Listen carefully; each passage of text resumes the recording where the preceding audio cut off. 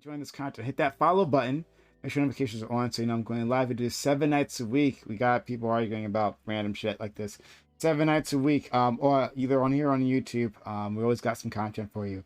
So hit that follow button right now. Hit up our social media, Exponential Social and Chat for our social media. Follow us on Twitter, where we notify you that things are happening. So be notified. Discord is where the Heart and Souls community. Be part of the Discord. That's where everything happens, including our open walk campaign, which we'll have after this.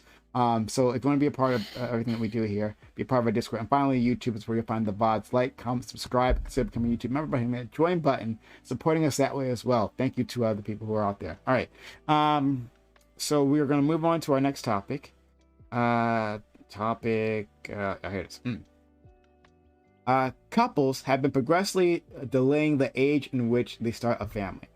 In the U.S., the median age for giving birth has just hit 30.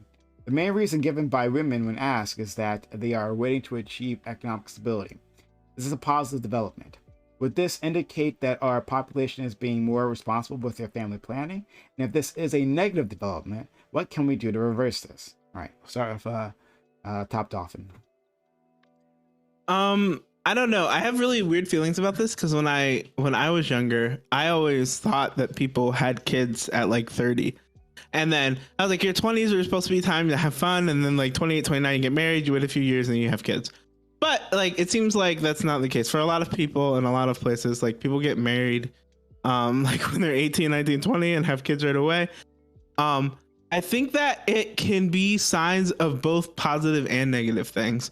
I think in positive ways, a lot of people are spending time kind of like more like finding themselves and like probably becoming better people before they decide to become parents and being more responsible and maturing. But in other ways, it's also showing that like there's a lot of people out there who like they're like, I can't have a kid at 25. I can't afford this shit. Like costs are too expensive and kids are expensive.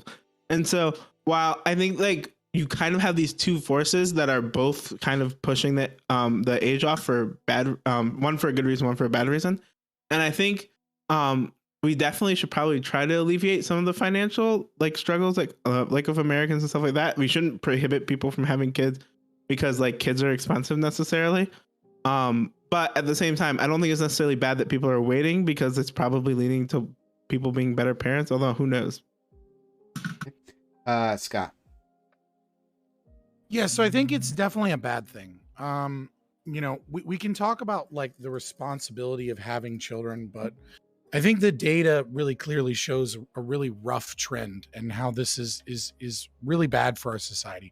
First of all, you know, the birth rates for every race, ethnicity, group, with the exception of like the Amish or like the Mennonites in America, is below population replacement. We're not able to have enough children to maintain our population in America.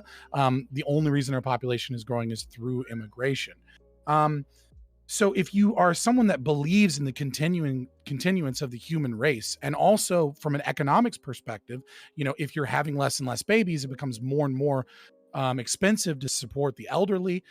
So if you want to look at it from that perspective, that's bad. If you want to look at it from the perspective of moving forward in the future with technology and as a species, we need more children.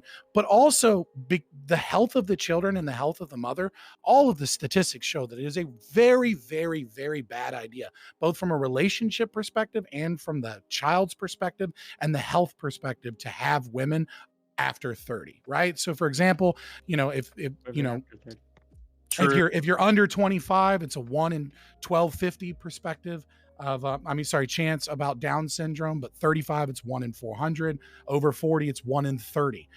You know, again, women in their 20s, 12 to 31% more likely, and women in their 30s are 12 to 31% more likely to have a child with autism than people 25 to 29. Under 25, 14% less likely. And this is true with issues of C-sections. This is true with postpartum. This is true with how many sexual partners someone has and the likelihood of marriages succeeding. Over and over and over again, the data shows that this is a bad trend for society. This is a bad trend for women. This is a bad trend for the health of children as well. We don't need women after 30, guys. That's what Damien's words. Women after 30 are rude. Get rid of all the women. Please, let's the biological time clock. So I'm going to take the opposite stance here. I think that constant population growth and things is unsustainable. We have to reduce our population, right? That has to come down. And the best way, the most ethical way, is to reduce the growth rate, right? And I think that's a good thing. Women who choose to decide to have babies later on in life, that's their choice. That's something they can do. That's something that actually will help the environment and help sustainability of resources and things like that in the long term, right? Like, there are health issues, yes, and we can't ignore those health issues entirely. But medical advancements being what they are, I think that we can overcome them with time. I think that, like, conceptually, to wait until you're ready to have a child is much better, both for the child and the parents. And to just have it willy nilly is frankly irresponsible and bad parenting. Thank you. You, Chris. I'm so glad that Wick is here, so we have at least one neo-Malthusian nonsense spouter on the panel that I can get mad at, because fuck overpopulation narratives. It's bullshit. Just because we're doing stuff unsustainably now does not mean that's actually what's happening or what's necessary, excuse me. So no. I want to take issue with one of the ways that the question is phrased, right? The question says couples have progressively been delaying the age at which they start a family. That's not entirely true. The issue is that women are much more likely to have children when they are married, and marriage rates have been declining precipitously over the past decades. So that's one issue, is that marriage is getting pushed back later in life, or if it happens at all, and unmarried people are less likely to have children.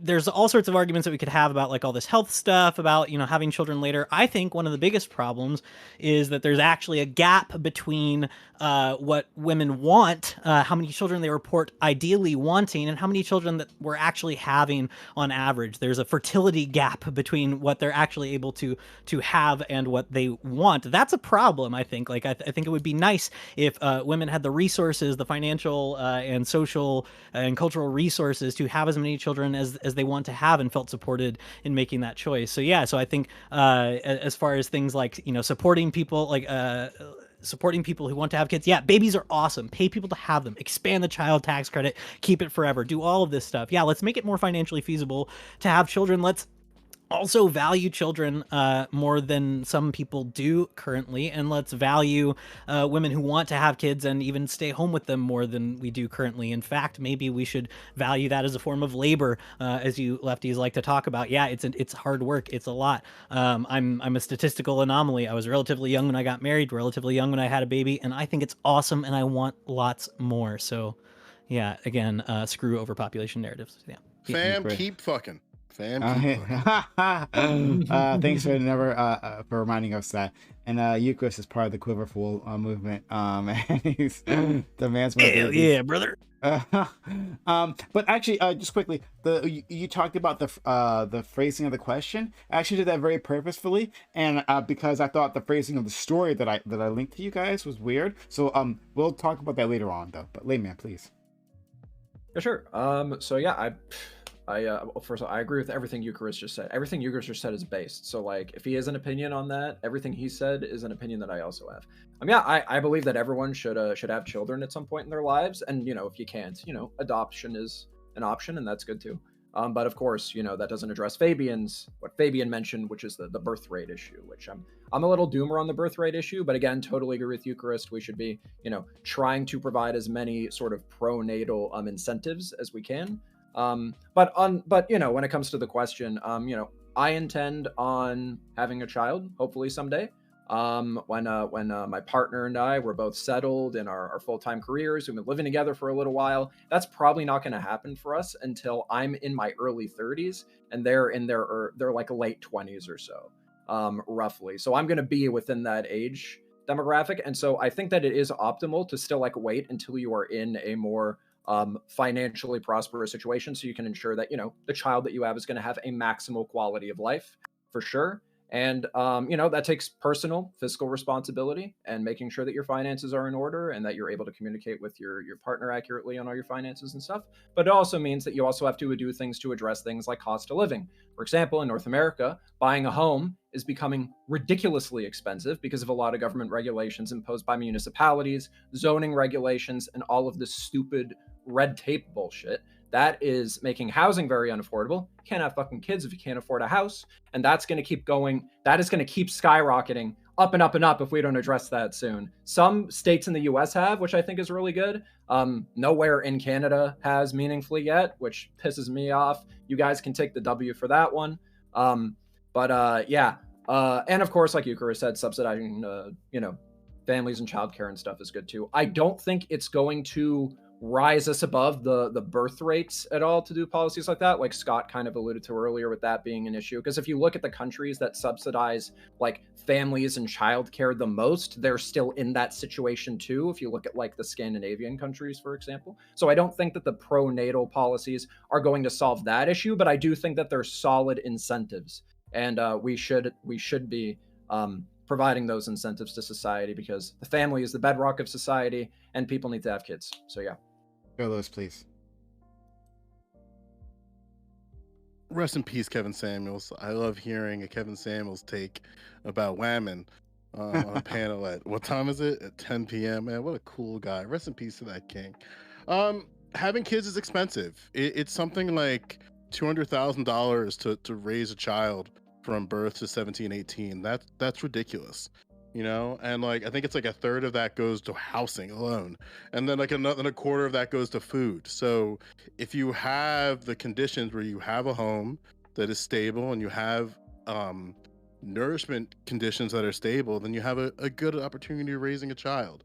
And like I think a part of the narrative that I get kind of like about is that there's always these demands that it's up to the women to be making themselves more eligible for these men. And this is something that I hear a lot in like MGTOW spaces and stuff like that, and men's rights spaces, and like basically the manosphere. And I think that by and large, something's going on with men in the United States where they're not being at a point of financial stability in order to have children when they want to have children. I think generally speaking, like it's between the decision to have a child is between a man, a woman, two women, two guys, whatever you want. If you and your partner want a child, have a child. But unfortunately, all of the options and tools to have a child and the benefits of that and the incentivizations of that are basically offset to rich people. And if you're rich, you can have kids. Like you can have 2 kids if you're rich. If you're really rich, you can have 3 kids.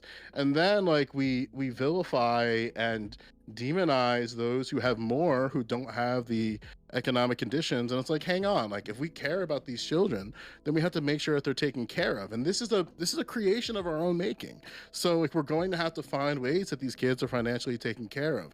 I think it's ridiculous to say that every couple needs to bear a child. That's like a ridiculous claim to make, because it takes the agency away from couples. And I think most people would understand that and agree there. But like it's between the couple to determine they have a child. Just because you believe everybody should have a child doesn't mean everybody should have the conditions to do so. Or you'd be advocating for like adoption and making adoption easier for families instead of putting it through these bureaucratic walls and shit. But again, like these conversations never get to these type of things. The general point of it, it's like, look, marriages have been happening later. Birth rate, the first fathers and first mothers are happening later. It's like men are in the early 30s of being first fathers. That's older than the women. And then it's like, oh, women are 30. Everybody panic. The fucking ovaries are drying up. And it's like, nigga, your dicks are shriveling up. Like get your fucking shit together and marry these women. If women want to be married in order to have a child, then fucking step your game up. It doesn't matter how good you throw that pipe if your plumbing is shit. Like, come on, man. I don't know. Maybe we can meme a little bit and not have it like shitting on women for 2 hours, but we'll see what happens. We can't expect so much. Let's go to Pyro. Yeah, I think this is a good development. Like, it's responsibility, right? How many times do we hear people talking about, yo, if you can't afford it, don't make that decision. It is it's a lifelong thing unless you decide adoption's for you. Like it's something that you should not take lightly. You're being responsible for another human life and then the outcomes and mentality of that person. And like, if you are a parent that's like, yo, I am not financially able to support this right now, I think it is good that like people are responsibly making that decision. Like, I'm going to wait until I'm financially stable to make this choice. When when it comes to like the shit we've heard about like the population so far, like I honestly I scoff at that because I don't think the human race is gonna wake up one day and find itself extinct. When it comes to like America specifically, I just don't care. Like, if our population gets too low, where like the original red blood American or whatever the fuck have you is in here, America's done this really nice thing of the past where we've opened our country up and we said, "Hey, motherfuckers, come in here because we need motherfuckers to fill this land." And You like, need I'm okay motherfuckers. with Yeah. yeah, I'm okay with doing that again. Like, yeah, there are gonna be a lot of immigrants, but as they have children, those immigrants are gonna become American. They're gonna have ties to their culture, but then they're gonna have ties to the American culture. Cause like, yo, this is the country that let us in. Like this is the country that like, yo, we came to, we settled, and they helped us out. So like, I don't have a problem with that. Overall, I think this is a good thing. Overall, I think the human race is advanced enough to take precautions against like, the biological time clock thing that Fabian was mentioning. Like, I'm like not gonna like scoff at it, but like think like Wick said it perfectly. We have medical advancements and shit that can take into precautions in that. I think the human race is smart enough and America's smart enough to, not find itself at the brink of extinction one day because no one was monitoring population growth. Okay, and then finally, I just want to point out they're not motherfuckers, and that's the problem. I just want enough. to point that out. Doobie. Actually, Fabian, you touched on exactly what I was going to bring up. So the rate of single motherhood is actually exploded over the last few decades. And statistically, single mothers are much less likely to get married. I think like only half of them ever get married, right? So because nobody wants to raise another dude's kids. Just being real. Secondly, we need to. I know that we like to build this narrative about like the wealth gap and poor people are oppressed and they can't even have children. But the reality is that poor people have children at a far higher rate than rich people. The birth rate among rich people is far lower than among poor people. So it's actually that's actually like totally swapped around. So yeah, maybe financial considerations are a problem, but that doesn't keep tons of poor people from having children. I think what's more likely is a combination of like the social push to deconstruct the nuclear family, traditional families, to deconstruct the woman's role in a marriage, right, in society, which is generally to raise children, and historically. The push to get women into the workplace, which has in a lot of ways had them pushing motherhood and marriage further into their lives, and people make fun of people for bringing this up, but it's a biological reality that at 30 years old, a woman's birth rate pregnancy rate starts to decline. That's just the truth. It doesn't happen to men until they're like 45. Right. So it happens to men too, but it doesn't start until 45. And at 45, it's extremely unlikely that a woman is going to get pregnant ever. Right. So yeah, there's a reason people bring this up and talk about this. It's not totally made up. So I think it's a mix of a lot of the things, but yeah, I feel like pointing to wealth or whatever, or it's expensive to raise kids is you're looking in the wrong direction. So wait, so two different people said. Oh, No, you sorry. go first. Two different people said some version of people are being responsible and waiting until they can take care of a child, and that's a good thing. Why is it a fucking good thing that people are having to wait until they're in their mid to late 30s to feel financially stable to have a child? Why do you think that's a good thing? Unless you're like a Not Lil just Malthusian, financial stability, Oh, right? I'll Right? answer Like, this really quickly. Wouldn't it be great if everybody was able to Yes, be yes, financially it stable in would. their 20s, right? Go, No, go, it go, would wait, be go, one- hold it, Viewing this as wait. a holistically good thing Yeah, is just bonkers we nonsense. will go to Wick, Pyro, Facts. Lehman.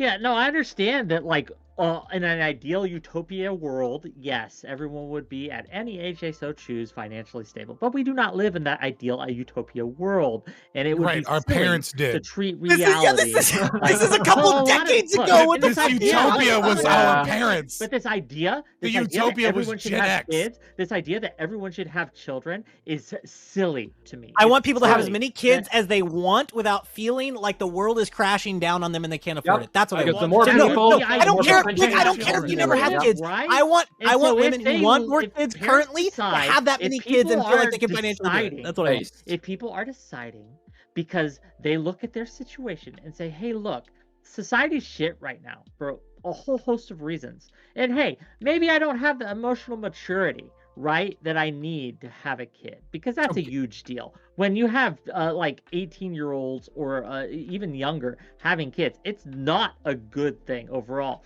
And look, no shade on those who do, right? Like, we all make choices, things happen, it happens, right? That doesn't make you a bad person.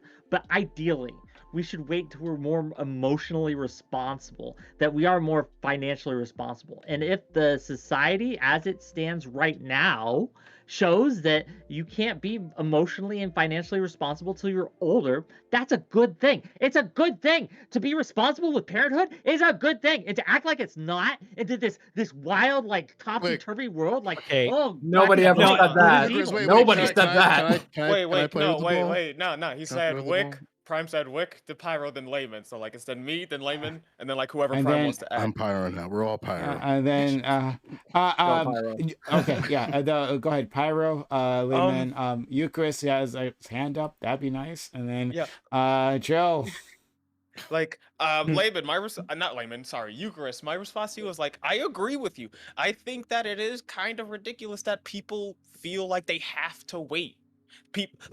Not that they just have to wait, that like in some cases, a lot of cases, that they do have to wait. Because I'm of the opinion that like, I grew up in a fucked up household. I grew up in a place where like, yo, a lot of decisions were made that weren't necessarily the best, and I realized that played a part in my mental health. Like, I would rather see less children go through that type of trauma and shit. And if that means people are saying, yo, I need to wait until I'm financially stable and I can like make sure I have a stability for my child, I'm okay with that. But I'm also gonna like agree with you a little bit. I think like our government and shit should make it so like, yo, you can feel this way earlier on in life. I think we need to fight for that. I think that's something we need to fight for.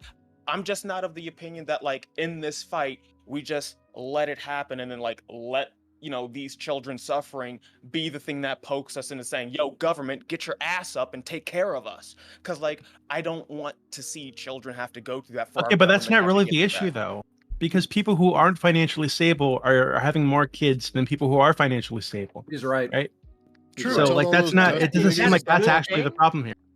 I don't see that. Well, as the a thing good is, thing. the reason it's a problem is because half of those people, after they have a kid at a like wedlock, half of those people don't get married ever. There's most people don't want to raise somebody else's kid, right? So that's why it's a problem. Okay. It has nothing to do, I think, with like, I mean, I'm sure financial hardship is like an issue, like a consideration, but given the absolute fact that wealthy, stable people are having fewer kids than poor people, it doesn't seem like the solution here is to help the wealthy people be more financially stable, right? Like that doesn't make any sense. Layman? Yeah, there's a lot I want to respond to. I kind of want to respond to what Doobie said, but I'm gonna go to Wick. Because Wick, you said the population should decrease. I'd like to know why, and I'd like to know how you intend on getting there, and at what point is the population low enough, I guess. Well, when it's sustainable. What I said actually was that unending Georgia Guidestones have entered the chat. Oh, shut up, Scott. Yeah, unending That's so fun. population growth ad infinitum is just in our current technological level is just unsustainable in the long term, right? We're going to run into an issue at some point where there's just too many people and not enough resources. Yes, right? we got to cap and So when enforce we- abortions on people, right? No, Yeah, not at all. Yeah, no, when we don't be talk about uncharitable. like this is a self-correcting thing, because when we talk about the topic at hand, which is people are waiting to older ages and they're having less children overall, this is self-correction at work, which is how it should be. It's correcting itself. It's fixing itself. And what you would point out as a problem, I say, is actually a good thing. How do you know that that's going to correct itself? Well, we can extrapolate based on the data. I don't know for sure, obviously. can't, I don't know 100% for sure. But we can look and say, you know, this is a good sign going forward, I think. Well, we don't, And that's because the thing. even I'm guessing. I'm making an thank you, extrapolation. thank you, I'm thank not. you. Eucharist, appreciate it. Joe, Scott. Eucharist, Joe, Scott. I'll keep it kind of short. I've got a broader point I want to make later when other people aren't fighting. But okay, I agree with both of you that it is a good thing for someone to wait until they are emotionally and financially responsible to have a child. It is not a good thing morally or on a policy level that the point of emotional and financial responsibility and stability is happening later and later and later in life. Practically speaking, this is going to lead to a lot of issues down the road. So whether or not you think incorrectly that we've reached a point where right now we should be reducing the rate of growth or actually reducing the overall population numbers, what's going to happen as we slow our rate of growth and as we fall below replacement is that social welfare programs are going to struggle, the market is going to struggle, like there's all sorts of problems that happen when birth rates start declining. So this, like, I mean, we have this kind of universal narrative that, yeah, as countries become prosperous, their birth rates lower, and yeah, and we're seeing now kind of the consequences of that. There's going to be some struggles in the future. So I think, yes, I think we should say it's a good thing when people wait. We can talk about poor people having higher birth rates and why this is still like an issue, why there's still a gap then, if that's, I mean, it is the case that poor people have higher birth rates, but why then is there still this desire gap between the amount of kids that women are having and how many they want? But yeah, I've got so many tangents. I can't go on all of them. Everything you says is my opinion. Yeah. You said everybody should have a child. You said everybody should have a child. Oh, no, I said babies are based, and everybody who wants one should have one. Yeah, and then so everyone who wants one should have one. I don't want to make you have a child. So Layman, just so I'm clear, you say that everything that Eucharist says is based. You said in your opening that you think that everybody should have a child. So you're now modifying it to saying that everybody should have a child if they want to. Since you said you agree with everything Eucharist said, is that correct? I'm sorry, I didn't mean to throw that on Layman. I don't want to force people to have kids. That doesn't mean that I think that people shouldn't have kids. There's the truth. Got it. All right. So yeah, I guess I wasn't lying earlier. No, you just said something you didn't believe, and then you modified it. Excuse me? You said, like what? You said that we can go back to the clip and I can send it to your friend. You said that everybody should have a child, and you were arguing the population. That's the only reason why Wick pushed back on you. Then Eucharist modified, and then you said, I agree with everything he said. So the reason why I asked that is because I was going to jump down your throat, but you agree with Eucharist, so we can move on. Well, I also said in my opening statement that I would like to wait until I'm in a financially stable situation myself, and that that is also a desirable thing, and that people should be able, people should wait until they're in such a situation where they can do that too. So I did say that in my intro. It's cool. You didn't prepare your statement. It's fine. Eucharist, I literally said it in my intro. We can move so on. Don't accuse me of lying because I didn't lie. We can move on from it, Layman. It's okay. We can move on from it. Okay. I'm just going to condescend to you. It is okay. This is a non-government facility. I have the right to do whatever I want. So I didn't say you didn't, and I have the right to disagree with it. So we're going to move on from this because it's getting a little weird and a little long. Eucharist, I want to push back on something that you said. About maybe this is something even to Wick's point, right? Where is your concern more that you want the age that people feel that they are responsible to be lower? Like, is that a way of describing it? I would like us to live in a world where people don't feel like they need to wait until later and later in life to start doing the things that they want to do to begin with, like starting a family, having stability. Like, yeah. Yeah, and something to that which can be of concern is that we don't know the social consequences of these ages going up. Like, because even when you look at some of the statistics of first fathers being in their 30s, first mothers being in their 30s, like we have like ideas of what the consequences could be based on the other social systems, but like, or sorry, not social, excuse me, but the systems that favor like marriage stuff, you know what I'm saying? But the social consequences of like, well, what's going to happen when you as a father are 60 and your child is in your 30s? Like, even this is something that in the adoption space, that's something that is something of concern of like, what's going, like, even like my story, like my mother was 88 when she passed and I'm 33.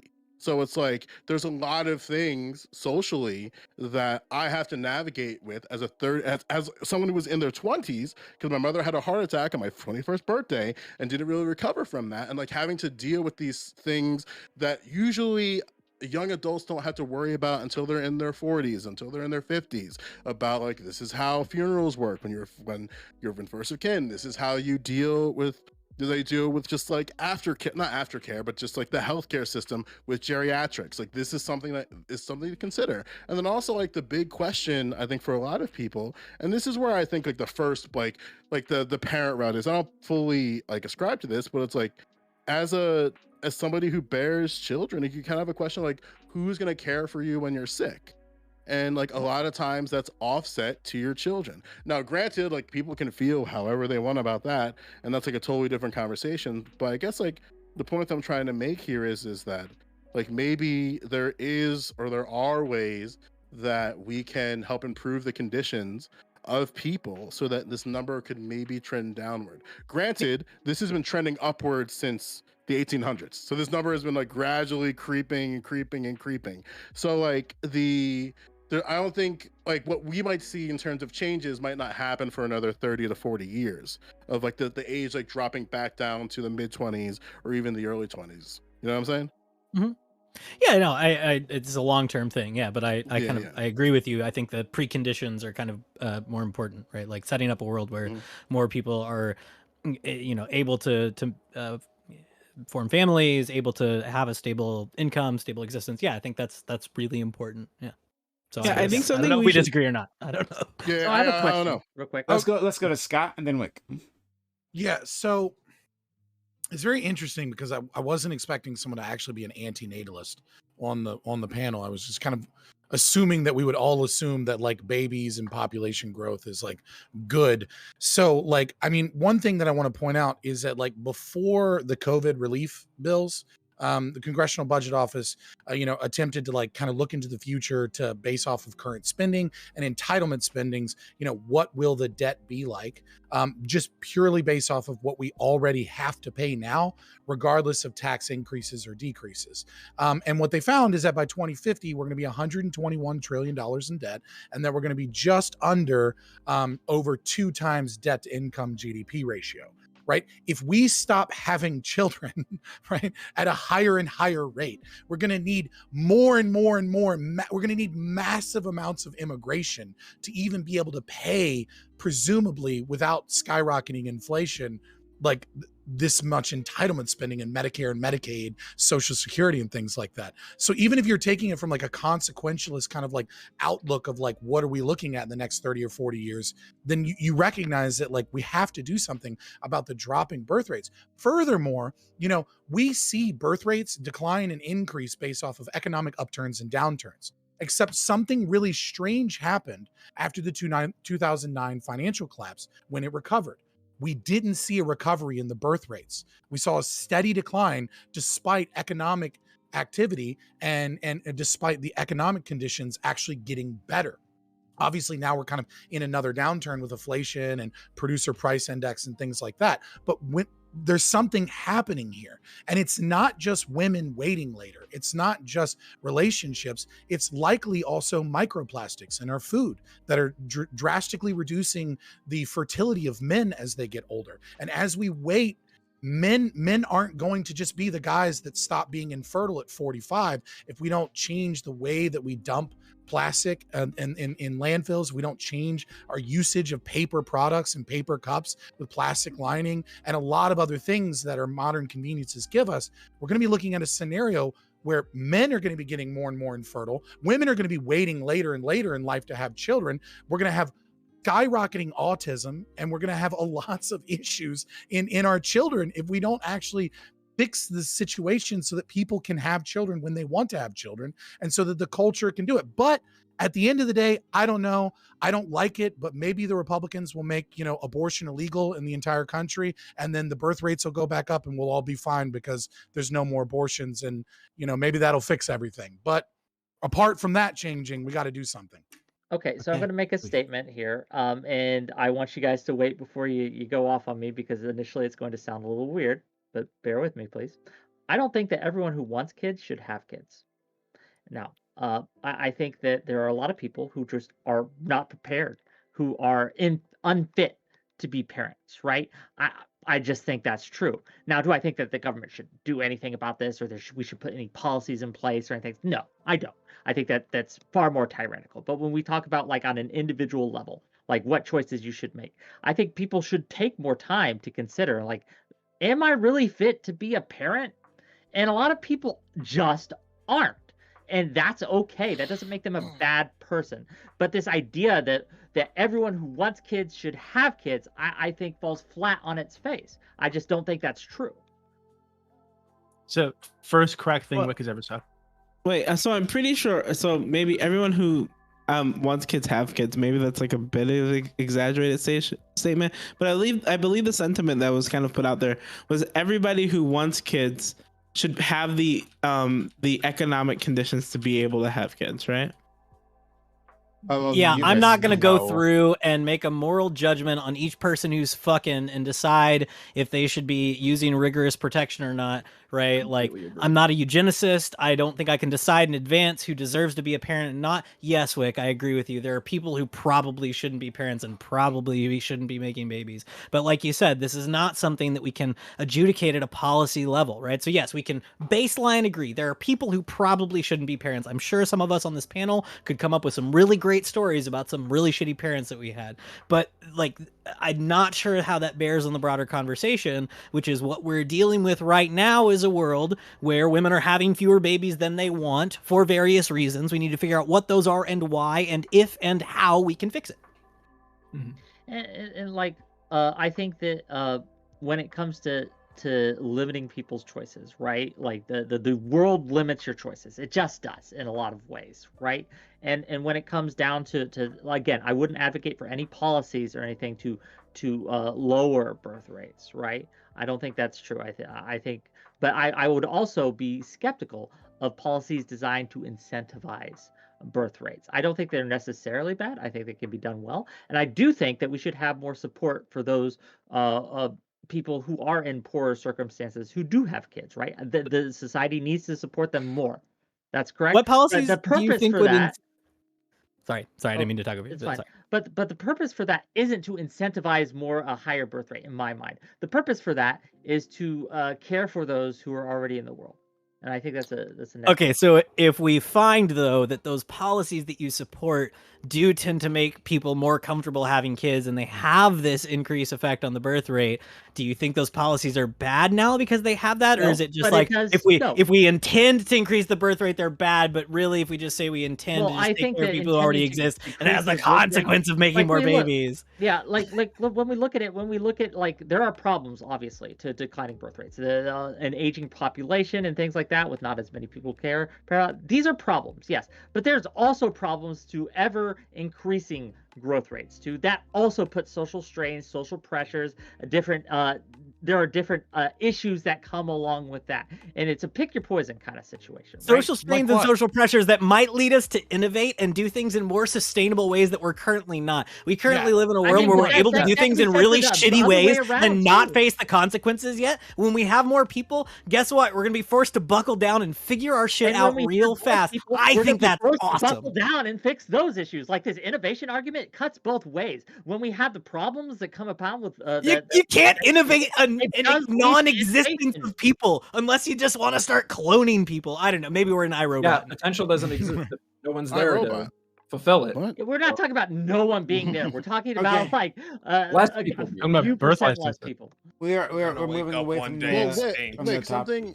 Well, I think Eucharist kind of knocked on something where there, like, I mean, and maybe somebody said it earlier. I don't know. The education on fertility, excuse me, is very, very limited. There was a study in Australia that found that, like, I think it was like 40% of respondents, or even half, like, underestimated by 10 years, like the viability of fertility. And there's like other factors with that too, where it's like smoking affects fertility, Yep. obesity affects fertility, your diet affects fertility, and that is something that you can do at the educational level, where like the expansion of sex education to include more comprehensive conversations about fertility. And then what's unfortunate about that is that you're probably going to be stuck offsetting that to junior year, senior year of college, of high school, and then hopefully that passes on. But even in college, like certain things, like in terms of like physical education and reproductive education broadly, is very limited, where like a lot of times you can go through college not taking anything about phys ed if you really wanted to in your degree program.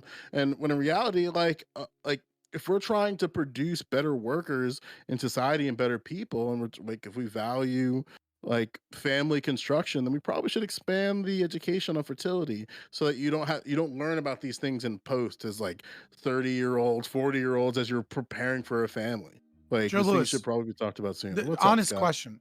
do you think that like the conservatives would have enough political capital to be able to do that? Because it would obviously be fought. Democrats like, did it in my state, and conservatives pushed back. Yeah, really? they expanded fertility education, and the usually conservatives when I struck hear it about down. okay, Because they said they okay, didn't want to okay, they didn't want people to be teach about sex. I can finish the point. You can keep saying okay, but that means you're not listening to what I'm saying. So now I have to say it again. What I'm saying here is that Democrats introduced the expansion of fertility education and conservatives blocked it because their argument was that they don't want people teaching about sex in schools.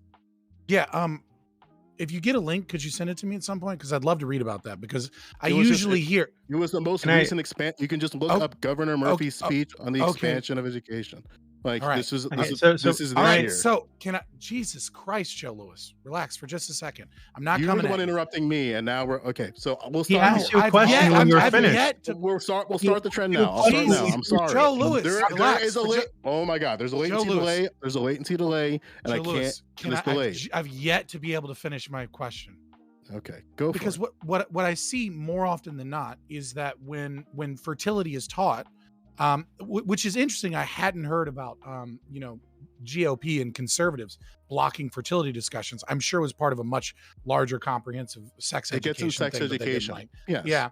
But what I've heard often is that when these things are taught, that the raw data is kind of terrifying to young women and goes against like a lot of feminist narratives. And so it often is attacked. But do you think like there's a bipartisan place here that like we could meet in the middle that would allow us to actually talk about these things to young people and college students? Expanding conversations about fertility.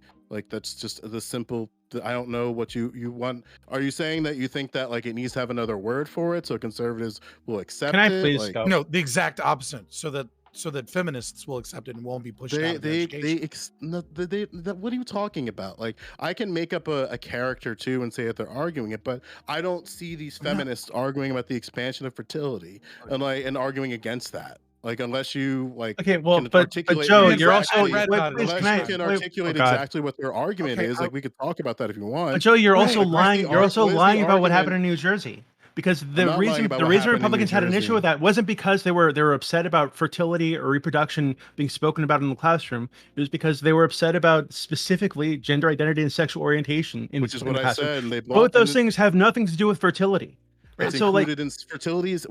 No, it isn't. You think fertility why is it every panel? Gender identity and sexual orientation. You need to talk about fertility. Total bullshit. Like, which is why I asked you, like, Scott, every fucking panel. Scott, I haven't been on a panel in over a month, friend. We haven't spoken since like just January. We've been doing this for.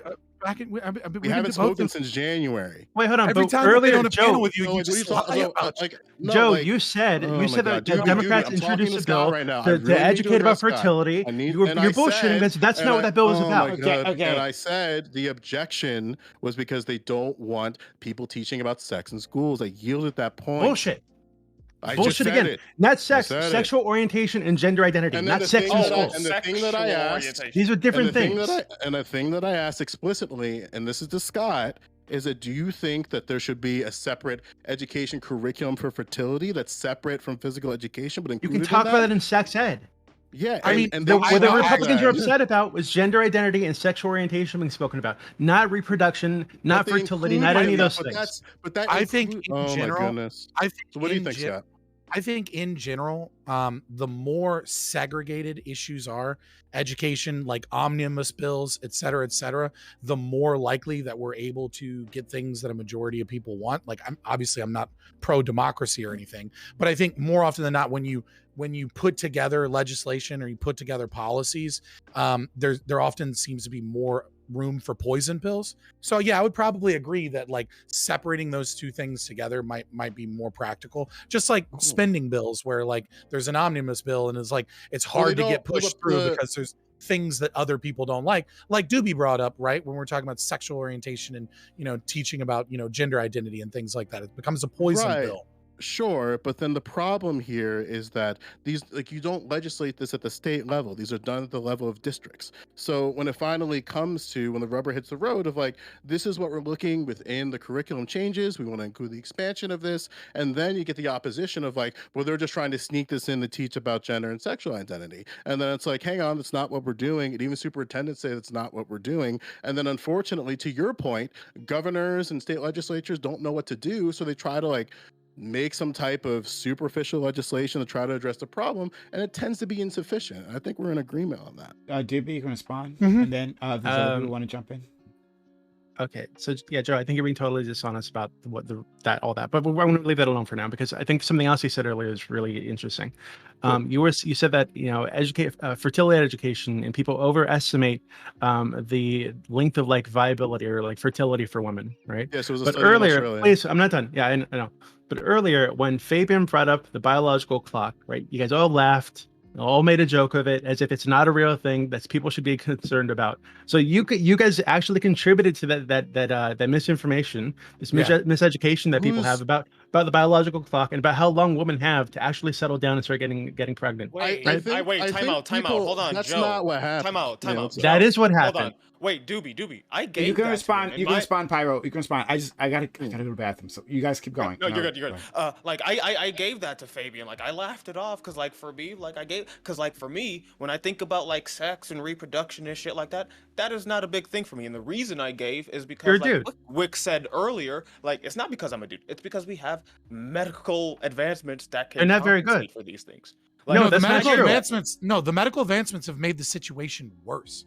While How it is can you increased, quantify that? because I'm trying, right? So the average age of fertility is getting older, right? So like with viable fertility is one thing, but the problem is that as we've become more and more fertile later in life, what we haven't been able to do is increase the quality of sperm and increase the quality of eggs. And so what we're seeing is likely an increase in a lot of neurological disorders and a lot of unhealthy sperm and eggs that are able to be fertilized and grow to term, right? So again, like when I brought up the autism numbers, right? Like if you are someone in your 30s, you're somewhere between 12 and 31% more likely to have a child with autism than someone in their late 20s, and someone in their early 20s is 14% less likely, right? So even though we increase fertility, that doesn't necessarily mean that we haven't brought other risks and other issues with that.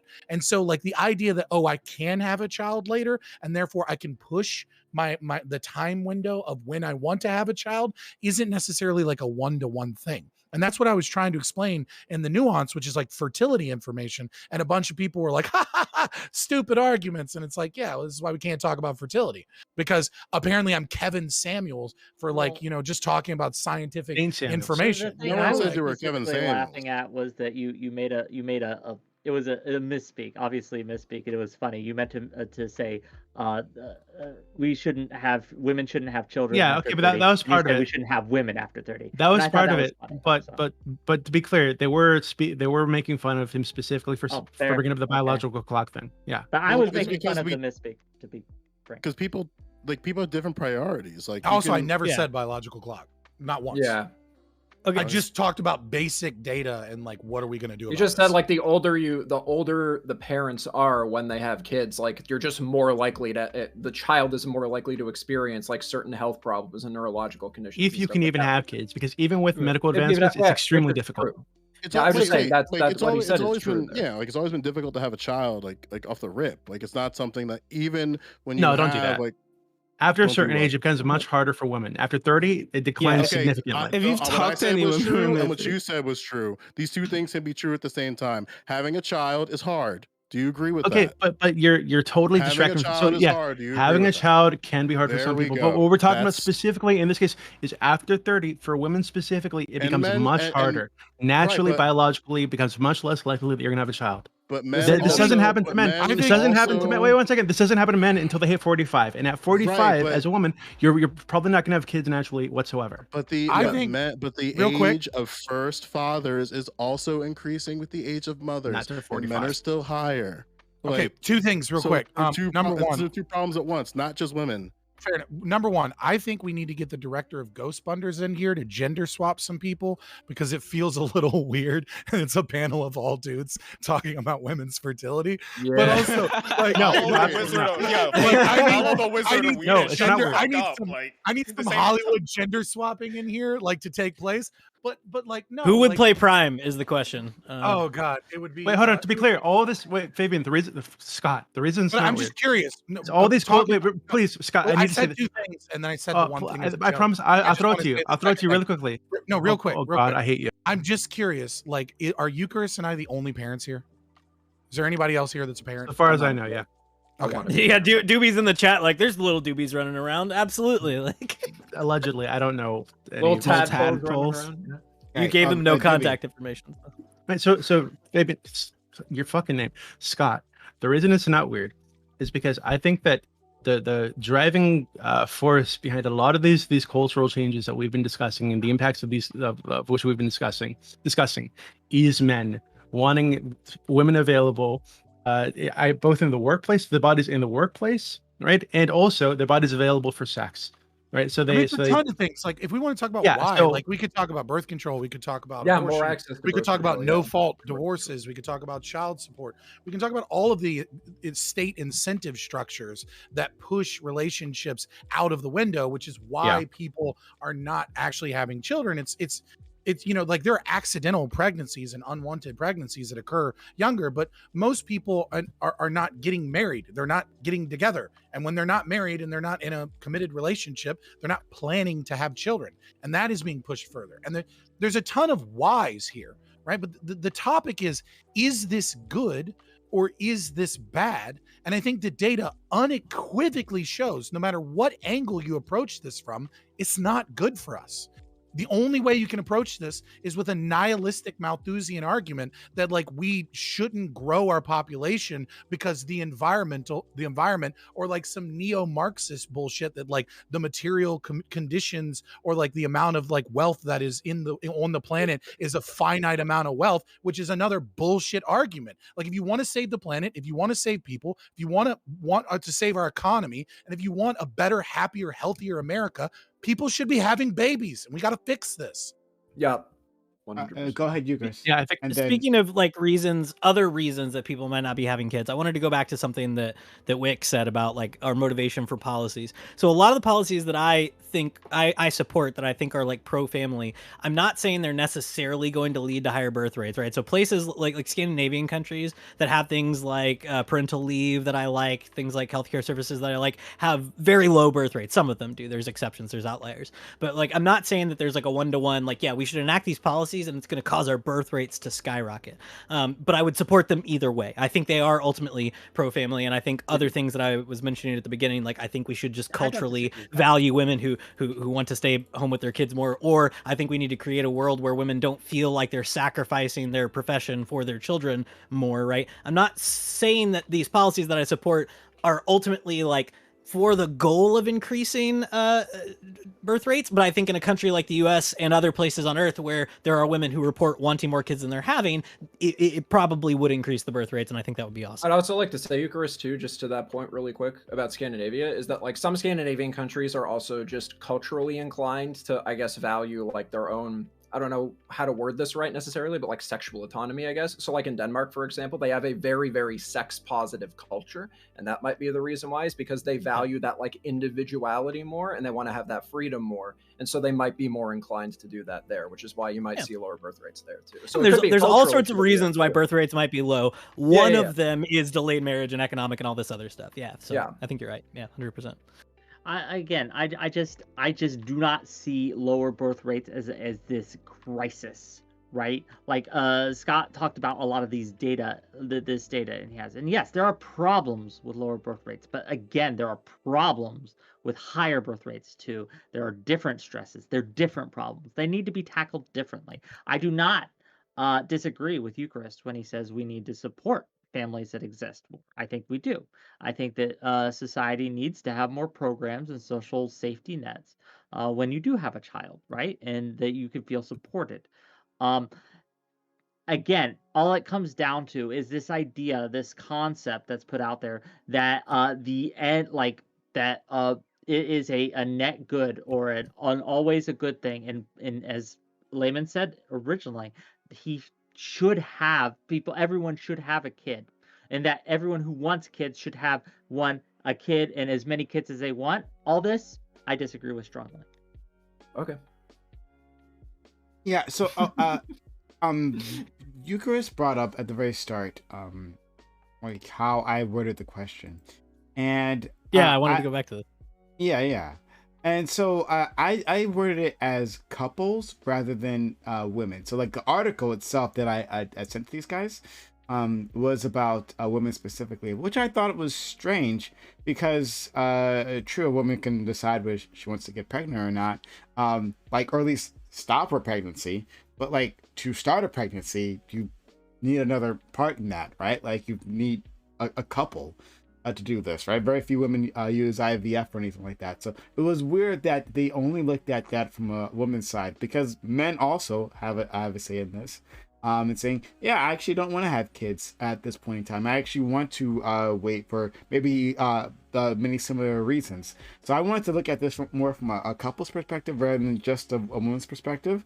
That of course that is important, but it seems like for specifically like wanting to have babies, right? We're not talking about the abortion issue necessarily, but wanting to have babies, then you need both. And yeah, see from a man's perspective. Go ahead, Chris. But Well, I was going to say, like, I think one of the reasons that happens is just because when you're studying these things, it's far more easier to hone in on the people who are, carrying the pregnancy to term. Let's say there was a frog on the internet who was out sowing his wild oats and not giving women his contact information, and there might be lots of his spawn around that he doesn't know about, right? In that case, it would be really hard to study him as a potential father, but it would be much easier to study those women if they kept the children, right? To say, That's like, fair. when did you get pregnant? Why? I think it's just like a constraint of studying fertility. well, Yeah. there's also the issue of the fact that, like, for not just fertility but health issues start to increase. Like fertility doesn't really start to drop off in women until like 32, 33, right? But like health issues with the children begin at around 25. Yeah. Right? So like you're out of your prime to have children, and like the best time biologically for you to have children by the time you hit 24. Right? And that's just a biological reality, right? Like it's not to say that it's that big of a deal to have children in your late 20s or even in your early 30s, but you're out of your prime by 24. Whereas with men, you're not really starting to see significant issues till your mid 30s, and that big drop off that happens around like 31, 32 for men is around 45. So like it's difficult to talk about it like a couple's issue when women are out of their biological prime to have children 2 years after they graduate from college. So I think the reality is so middle-aged. I'll jump This to is- you. no, no. I'll jump to So- you, Joe Lewis and Doobie, right after this. Sure. But just in terms of that number, when it's like 32 or 35, I'm getting conflicting reports on the internet, right? So I'm sure, Scott, you've seen that somewhere, but I'm looking at data that says it's like 37 and 40 is when that starts to rise in terms of like miscarriages. Right, but yeah, we're not so just talking about just fertility. We're talking about rates of Down syndrome. We're talking about rates of autism. same We're thing talking here. about I the see another- increase. We're talking about the increased likelihood of needing a C-section, right? Because I mean, C-section is going to mean that the child's more likely to have asthma, obesity, more likely to have developmental delays.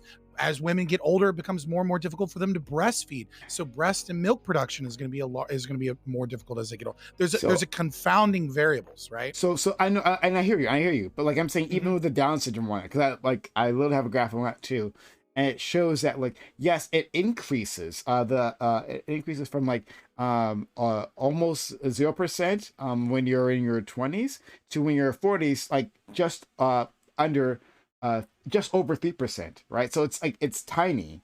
And so I just As an individual, a 3% chance of Down syndrome is tiny, but as a society, oh my that's God. a big I'm not deal. trying. I'm literally trying. I'm not trying to fight you here. I'm just saying. I'm just saying that the risk like that the risk that we tell women, right, for having births like later on in life, right, are overblown. Like, yes, there are more risk. Absolutely, there's more risk. Like I just said, right, there are more risk, but it's overblown, and it like scares women to saying I have to do this earlier than I might be ready for. That's my only point. Like, I think that's kind of true, but so, to like kind of push back against that, like that's something you can say until like you've talked to like a 32-year-old woman crying in the bathroom at a bar drunk because she can't get pregnant, right?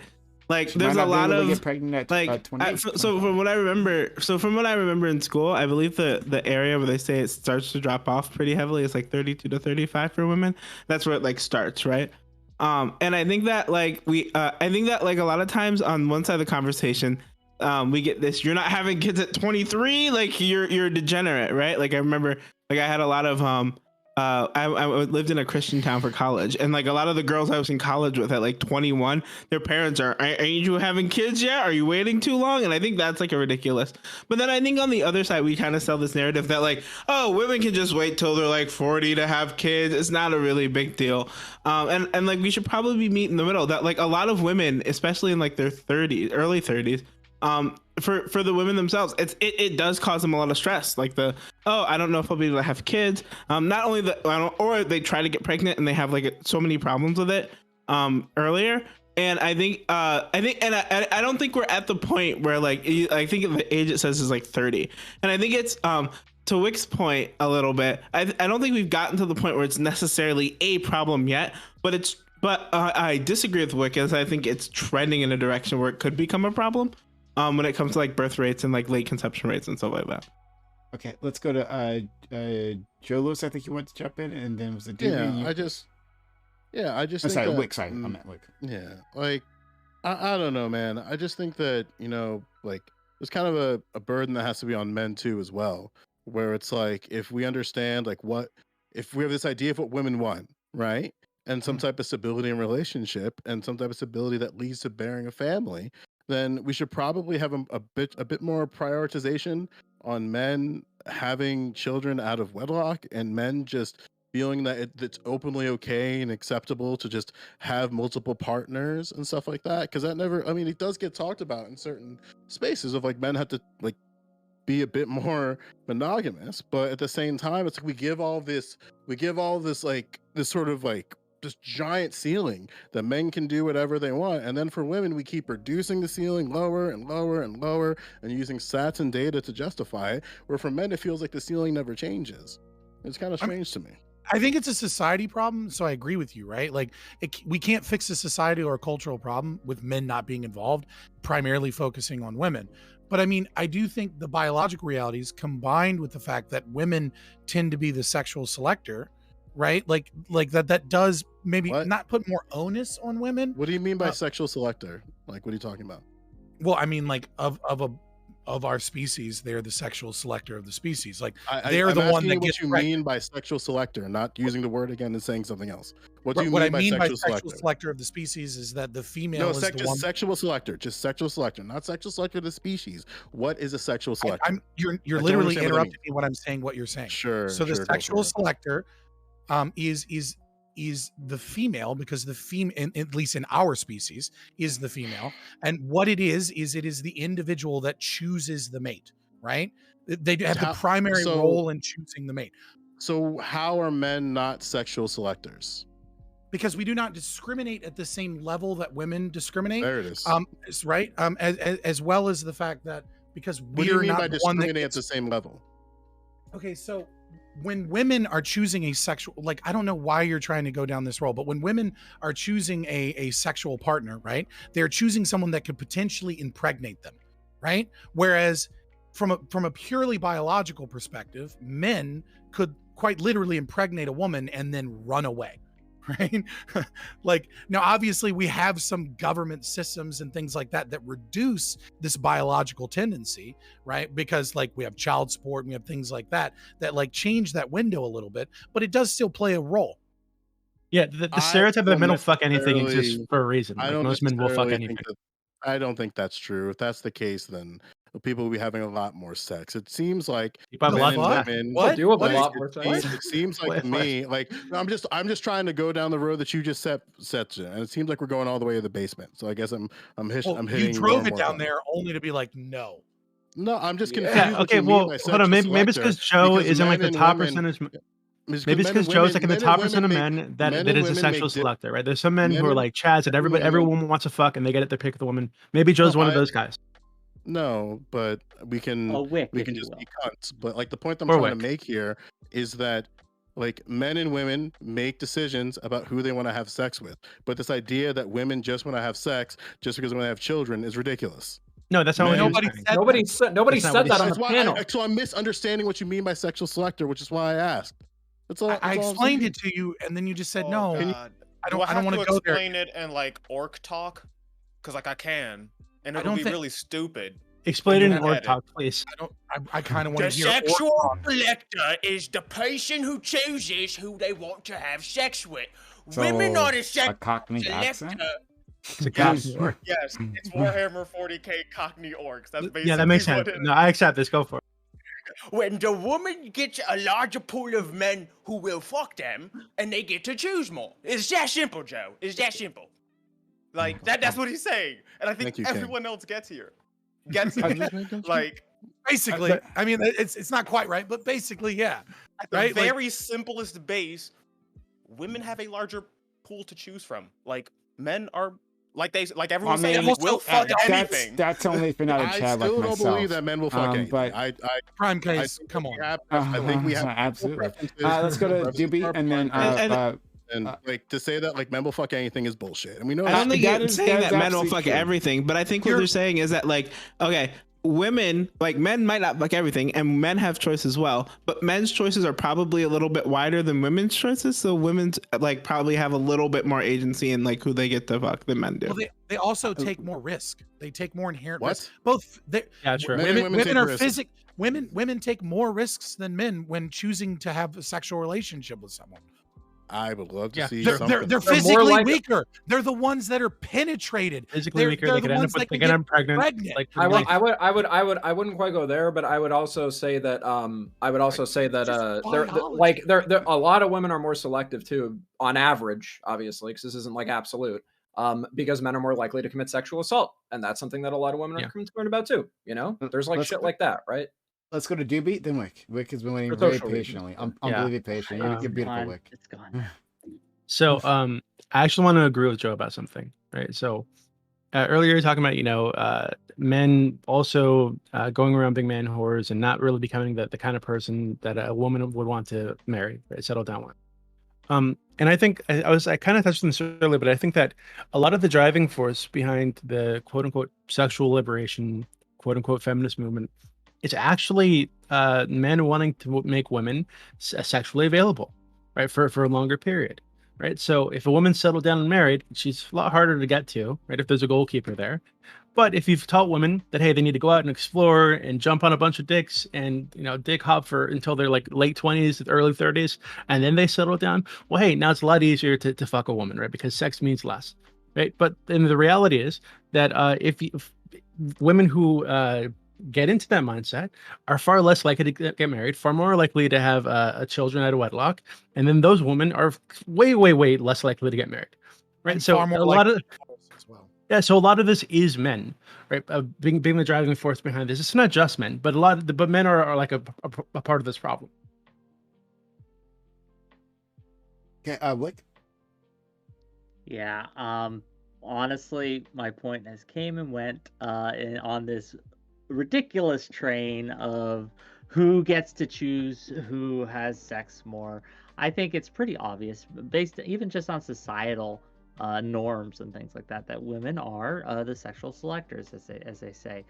They are able to choose partners at a rate that men just aren't, unless you are a wick. In which case, I'm an outlier. I'm a statistical Plus, anomaly. there's only one chat on He this just, fucking he just channel, doesn't have and it's sex, guys. Eucharist, He's the and outlier. he's fake. I will agree to that. Definitely Eucharist, 100%. But Eucharist is Chad level. None of the rest of us are. He's I taken. mean, He's look. not bait.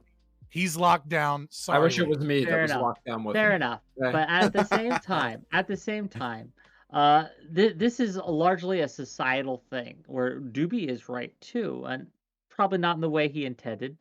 But when a man has a lot of sexual partners, they're high-fived. When a woman has a lot of sexual partners, they are looked askance upon. They're So called Wick's women mom. are- Oh, I'm sorry. oh shit! Oh, the burn. No, I'll allow it because it was funny. But when we talk about these things, like at least now in the modern era, that's shifting, right? and we're dealing with some of the fallout from that. But at the I don't know end if of the it's shifting. day, that's that's just how it is. Whether it should be or ought to be is a different question. Yeah, I think you say it's shifting, but I think still today most guys don't want to be with a woman who's like, got miles on her, as St. Samuel's would say, right? But so oh my god, he's triggering me. Let's go to you, Chris, but and then Top Dolphin. I do want to focus in on the topic, and not like being focused on the sexual selector thing. But Yeah, I also want to focus on the topic and get away from the sexual selector thing. First, I want to apologize to Wick's mom. That was out of line. Second, I want to go back to Doobie's thing earlier. No, not to Wick. It was just to Wick's mom. Doobie, I think like it's an interesting point, right? Like obviously we just globally, right? People at lower income levels have more children.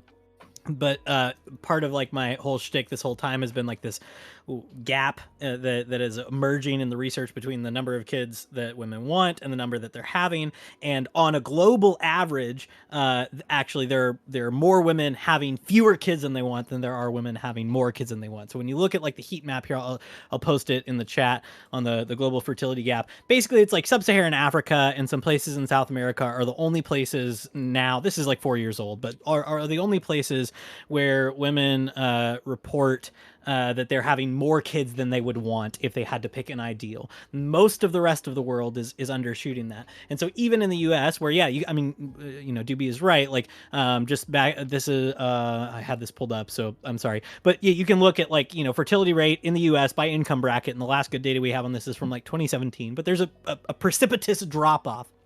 As you become, more middle class, you have fewer kids per 1,000 or 100,000 women, whatever it is that they use to calculate this. But the problem is that like in the US, our poverty rate is somewhere in the like 10 to 11% range below our poverty line, whatever it is now. And even though those people are having more kids, that doesn't make up for the fact that 80 to 90% of the US is above that and are having way fewer kids. And so we're still below replacement rate, or we're trending towards below replacement rate. I don't think we are in the US yet, but yes, we are. Okay, but then we are in the US. I want to be careful. Not a single major ethnic group is even at replacement rate in America. Wonderful. I just didn't want to say something wildly wrong. But so we're still below replacement rate, and we still have this gap between what women want and what they achieve. And so again, there's lots of reasons for that, but I think that like that's a problem in at least on some level. Like I would like people if I'm being at my most like normie liberal, I would like people to self-actualize. I would like women to be able to have the number of kids they want to feel fulfilled. And I would like them to feel like they could still have fulfilling lives and careers and everything else while they do that. And apparently something is keeping them from doing that. And I think we should figure out what. All right, this is where I get crazy. I think the best thing we can do to increase fertility rate in America is make sure we abolish all public schools. And once we abolish public schools and re-incentivize homeschooling, we will pull a very large portion of people out of the job market, thus increasing decreasing the available labor, the supply of labor, which would then require companies to pay more, which would put us in roughly the same financial situation we're in, but we could have a lot less taxes. We'd have a better economic situation. A lot more people would be doing homeschooling and private schooling and other things like that. And once you have at least one person at home with the kids, appreciating the kids and enjoying kids, I think you incentivize massively the likelihood that people have children. So abolish public schools. There's my I don't know if you've ever met a homeschooled kid. They're never having children, okay? I was fucking homeschooled K through 12, motherfucker. I have a kid right here on my baby monitor. I'm not showing it to you because there's creeps on the internet. Yeah, hey, one of the two people we've here already established. We've already established Eucharist is a child exception, okay? All hail, all praise Ancapistan, the glorious future that we will one day reach. Let's go to. I'm gonna privatize my kids, so I can't wait to do that. Let's go to Top Dolphin. Yeah, I think I can. Oh, there's been a lot said.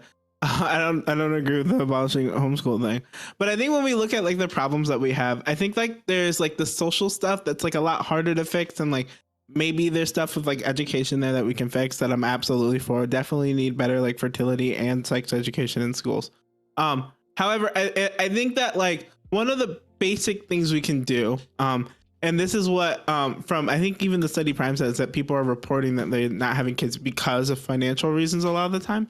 I feel like one of the things we can do is we can make sure that like everybody, like if we can try to get to a world like ideally where everybody in their 20s has like a house that maybe not literally out, maybe it's an apartment or something. They have like a stable place to live.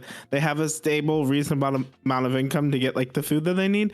And maybe that like if they're in that situation and they don't feel like they're struggling or something like that, it could we could lead to a place where like at least we create an environment where people who are ready to have kids in their like early mid 20s have kids, right? And then maybe there's some social stuff there that needs to be adjusted too. And like it's gonna be a lot harder to work on that kind of stuff. But at the bare minimum, I think we should try to like get make housing more affordable for people, make food and stuff for more affordable people, so that like everybody can have like a reasonable quality of living and be like, yo, I feel comfortable having a kid at this stage in my life. Because right now it seems like that's kind of getting pushed off. That's why I'll be my partner. I'll be like, hey, yo, I feel comfortable having kids. Do you feel that way? Yeah, yo, I do as well. So, okay. Anyone else want to jump in? No one? Okay, really? Interesting. All right. But I think I guess I'm closer to, well, not Scott's last thing that he said, but just like this idea that we want to create the economic conditions. Oh, that's what I wanted to say. You were talking about like in the 1950s, you know, like things were, you know, better that way. I'm not sure that was actually the case, right? I think for maybe a small sliver of the population that there was some golden age where, you know, it's one person works, you know, the husband goes off to work and he can support the family. I think that's true for a very small sliver of the population. But for so many people, that wasn't actually the case, that like both parents had to work. I just want to say real quick, you're arguing against a total straw man. I wasn't saying any of those things. Okay, so I heard you mention that time period, and that. But okay, if you're not. No, I never brought up this. I never brought up the 50s. Wick was saying like the economic conditions that were like living in the utopia, and I was like, you mean our parents? Like the 1950s would be like our grandparents and our great grandparents at this point, right? Was it? Because the issues we have. have. My parents were born in 59 and in the 80s under. My grandparents are like, Oh my god! No, it's okay. We get it. The Everybody's 80s different under. age. It's the 80s under Saint Reagan. age. I'm pretty sure he was saying that in reference to like being able to do things like afford a home, for example. Right, because that's all I homes was because like homes were because homes were way more affordable for most people back then, and housing inflation has gotten Jim so Crow have to do with fucking All right, birth top rates? dolphin. Yeah, Top Jim Crow has nothing to do with Birth rates were literally better in the black community. Nah. I'm just like, I was just going off the fact that like, I'm good, fam. We're gonna go to our time machines and go back to 1950. Okay. I'm good, man. I'll explain it. Fuck, Like, man. it's not you. I'm just beaming on the fact that like Wick said utopia. You brought up the 50s, and if there's one place that would not want to be. Wait, he didn't bring up the 50s though. He said our parents. You said when our parents were having babies, and then you That's just said not like the 50s. The best place for black I don't people. know Father wasn't even how alive old in the now. 50s. Our I'm time not machine goes back 70 5 years minutes. old, right? Like you went back like more than I need double. a Like fact check on that. I'm 31. All right. The last All right? slave was I was born freed in in the 1990. Yeah, you I am. know? And the Hold last on, slave was freed in I the was- 60s. So. Hold on, wait, no, that's hold on. I'm 33 and my father was born in 66. Like the 50s No, isn't like The relevant. last slave was not freed ever because Oh, we okay. still have taxation. Yeah, Oh god, it's fucking ANCAP, right? Oh my God. taxation, not the prison system or anything. Something like, where revolution. there's I have an a gun. exception, but I have a gun in my ass just I'm in case I'm actually as against the tax man comes. involuntary Like, prisons. I don't know, man. my God. I too am a cartoon character. Like, I don't know. What are we talking about? Women? Yeah. So we're talking about we're talking about the need for men to stop encouraging women to hoe around and dick hop until they're like 30 something and nobody wants to marry them. Wait, no, hang on. Can I go back to Joe's No, point? I think Joe's made the most based, like, conservative point tonight, which is like, you know, men should stop being assholes and men should prepare themselves for having a family and should support the families that they create and, you know, all this. Like, I don't know anybody like to the extent that we have sounded like we're shitting on women for the fertility problem and for the lack of families and things like that, I wouldn't say that. At least I don't want to speak for anybody else, right? I think it is a collective problem, as I mentioned, right? The one of the issues is that above a certain income threshold, as Doobie has pointed out, one of the best predictors for whether or not you're going to have kids is whether or not you get married.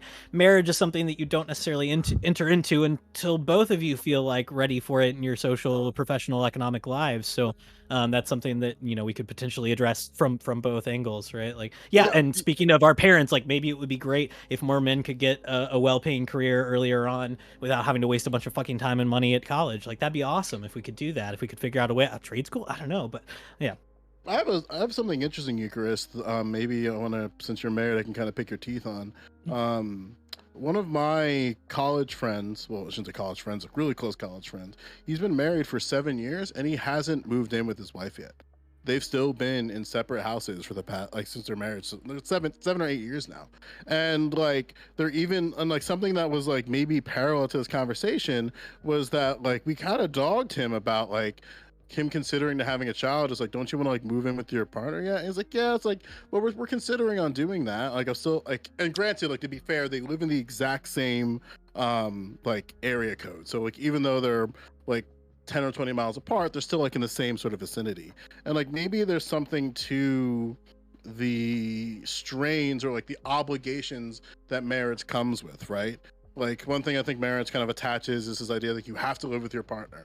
And like, other things marriage have to, like, you have to have a child. Like, maybe there's like ways that we can kind of I don't know if it's like it would be like more of a social thing there, but like saying like, hey, like, it's okay to get married and not live with your partner right away. But granted, that might be a really unpopular opinion, but I mean, the more unpopular opinion is that, like, we're so free and sex positive that, like, people cannot get married and fucking have all of the relationship benefits of it.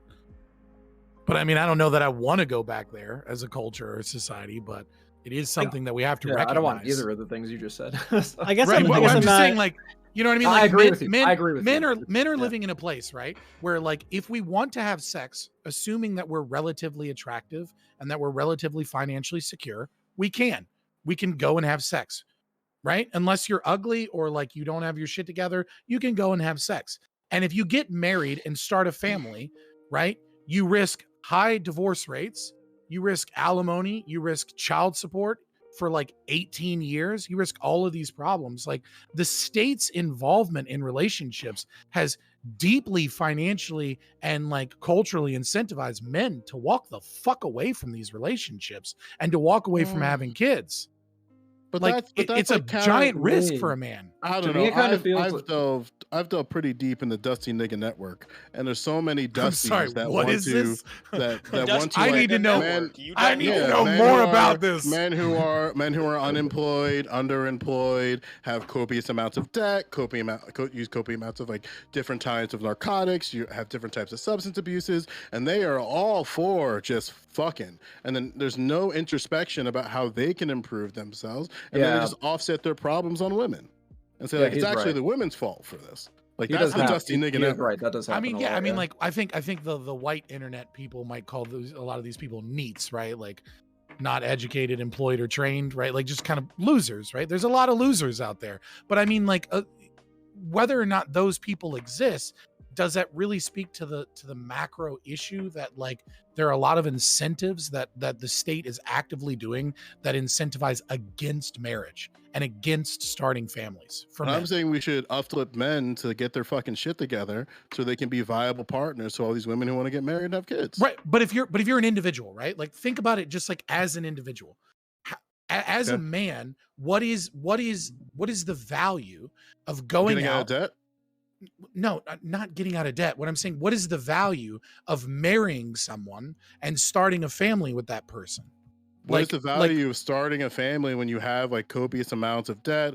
You don't, like, you have different types of like abuse not abuse problems, but like you might have had be like abusive to other partners in the past. You have different strugglings with drugs and alcohol. These are all things that men suffer from, and they are how's any of that relevant to be fucking. It's I mean, like, but so to get to Scott's point, I think Scott, I think what you're trying to, I'll go back and forth with this whataboutism, right? So I'll answer yours. I'm saying that men should fucking get their shit together. That's my point. Wait, That's Scott, Wait, Okay, Scott, but- can I ask you a question just Is it really too quick? soon? It's about Sure. this thing. So is what you're I think what you're getting to is that realistically, marriage in a legal context is basically a safety net for the less successful partner. Right? That's all it is. And if you're a man and you're successful, you really get nothing out of the legal process of a marriage. Well, Is that what you're referring you to? you take risk. You Yeah. you absolutely take risk by engaging in a family, because the state will force you to pay child support. Will, potentially you could, I mean, like divorce, no fault divorce, and all these other things. But I mean, like, especially when it comes to having children. So like we want to be in a situation where the government, if we recognize, with the exception of like WIC, I think, and maybe one other, that like it's a good thing for us to be able to freely have babies as much as we want them, right? And it's probably good for our economy. Like, if we recognize that we want to incentivize that, maybe we don't have to worry so much about active social programs by the government to incentivize this thing. Maybe we can just get rid of some of the things that are actively disincentivizing it. I mean, I don't think is that too most wild? dudes are What? like trying to like not having kids because like alimony payments might have. Like I don't think people aren't getting married. Dog, I don't think you understand how many dudes are on this bullshit Sigma male grind set, like fuck bitches because I don't want to fucking ruin my life type of The shit. Dusty Nigga Network. I Yes. know. I Well, agree no, there's that plenty of that successful exists, men but too, I don't right? think. I agree with that, Successful but and dusty. I disagree Exactly. I agree. Okay, There's a I'm lot just- of men who like hate are on the like Sigma male fuck women train right now. I will admit that I but- don't know what the but Dusty I don't- NN really is about. But I also don't think that the reason they're on this train is because of the federal like No, marriage pause. laws. Obviously, listen, we're obviously not talking about primary or only like primary or singular causes and effects, right? I'm talking about incentive structures. And usually when these decisions occur, you have to do a multivariate analysis, right? You have to look at some of the things that are incentivizing some. So there's at least one person out there that would have married someone, but was like, took a second look at those child support payments. Fuck that. Does that mean that all men are not getting married because of that? No, I'm saying it's a factor, and it's a factor that on a large scale clearly has an effect. And I'm wondering why I just don't think worry he about demonstrated active, that effect. If some dusty Okay, ass, well- if some dusty motherfucker, I mean, you're who has hopeless then at that point. if you're a dusty motherfucker and your ankles are dustier than fucking Thanos, Use and, lotion. and, I don't understand this. Yeah, like, you use use body use- butter. You use Like, what are we lotion, talking about? You use lotion and get your shit together. Imagine having sex with a woman and being afraid of a prenup. Like, what the fuck? Or like, I don't know if I can pay the child support. Nigga, why are you even putting yourself in a position where you have to consider, like, hey, maybe, like, oh no, what if she gets pregnant? Nigga, wear a condom. What the fuck is wrong with you? Like, Right, I don't Yeah, know, also, man. you're like, you're not people are addressing worried this about, at like, all. You're not also talking addressing about this like at people all. are worried about like child this support is a payments and total- stuff like that, but like they're still having like unprotected sex, right? Yeah. Like people have unprotected sex and they're not scared of child support, but they're not going to get married because they might get a divorce and have alimony payments. I think you're stretching just a little bit here, Fabian. You're literally The trying to smartest- tell me that I'm stretching by merely Yes. suggesting that no fault divorce and the state's involvement in divorce proceedings that disproportionately are positive towards women, that literally no fault divorce has instituted the largest wealth transfer in all of human history from one group to another, which is from men to women, and that child support payments have zero effect on whether or not men choose to get married in today's society. If you believe that, I'm out. You're Yeah. all batshit insane liars. I mean, I've Like- never like, taken. I think you're I definitely think you're stretching there, 100%. I've never taken an experimental faster than light rocket with my family and then got blasted with radiation and ended up like being able to stretch copious amounts in different directions. But maybe that's you. Like it's like It is that's so ridiculous fucking when you're lying. obvious that you you're literally lying. You're stretching because I You're know stretching. you're not this stupid. You're I stretching. know that you're not this stupid. You're stretching. I mean, Top level said you're like, stretching. and I like, agree hold with on, you. hold on. I'll like, we'll let Joe calm down and recharge his joke bar, but like, Fabian, of I jokes. I gotta say, like, in all charitability, usually when I talk to men and dudes and they're like, "Yo, I don't want to get married," it's not because of the alimony, it's not because of the child It's the support, court it's 'cause- systems, bro. It's usually because it's not. bitches It's are not. trash. No, it's not because bitches are trash. It's because the idea of marriage, and like this is a cultural thing, may or may not be good. You can decide. Is that once you do it, you lock the cage. You're done. Gonzo. A lot of dudes I talk to are like, I might want to get married, but like, I also want that opportunity to be able to go out and fuck if I want. Build their Chris, wild oats. can I ask you a maybe a question that you might be uncomfortable answering? If you are, that's okay. I just want to see like you down the show. Is that okay if I ask this? Like, can you hear me? You can ask whatever you want. Nobody knows until you ask it. Yeah, so no. just go All right, ahead. so Right, you know what I mean? Was there ever a point in your marriage where you were, or even like in the pre of your marriage, where you were just petrified of the Yes. aspect of marriage? Yeah, of course. And you, Chris, you're married too, right? Yeah. Same question. Yeah. Like, I'm not and anymore. again, like fear manifests in Yeah. different ways. Yeah. Yeah, Or, like, yeah. discomfort. Yeah. Like, Yeah.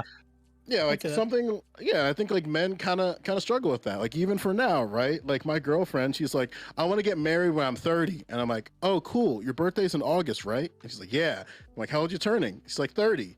It's like, oh, and She she's gave like, you a clock, bro. she gave Like, me you better bro, get on that. That's what I'm saying. And like, and we've had talks about. Why like, you on Discord, bro? Why I'm on Discord? You'd Dude, be out like, buying a she, race. she told me she wants 4 kids too, man. It's a tough road out in these streets, bro. Twitch, bro. Okay. I know. I'm trying to be. Listen, if XQC can gamble and make money, so can I, King. Or what's I don't know which one does it. Trainwrecks. I don't fucking know. They're all the Train, same yeah. to me. I'm They're all watching the them right same now. to me. What are you But talking like, about? but something to that where it's like when we first had those conversations, like I was pretty open. Where it's like, yeah, this is kind of uncomfortable because like the idea of like marriage it's not like I don't want to say scary in a negative connotation, but it's a big life step. Having kids is a big life step. Like There's a lot my of risk sister, involved. well, I wouldn't even say risk. It's just that like there's a level of permanence to it, right? There's Like, risk. risk. There's risk I think- involved. What's with wrong with having saying children. risk? I don't think, but I don't think people think about the risk the same way that you think about the risk, and I think it might have to do with the way that you see the world or Prenupts something and like court that. systems. Like, I think most of the time when people are thinking about the risks of marriage, they're thinking about like the social like consequences. They're thinking about, I don't know. Yeah. I'm can I gonna be pick the right listen. person for the rest of my life, right? Am I no, okay I'm- with, like fucking this one bitch forever, I'm right? gonna Like be this is real with like you. usually what they Can't think. look No, at anyone. I I'm- can't think I'm about gonna be- anyone. Jesus Christ! Like a No, lot of I'm men gonna are be. scared by that. I'm gonna be real with you, right?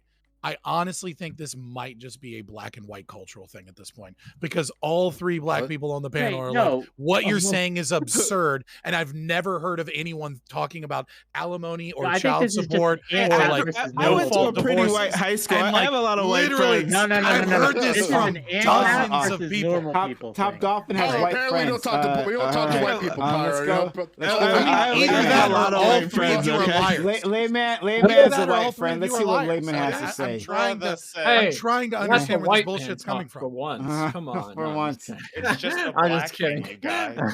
No, Just so black.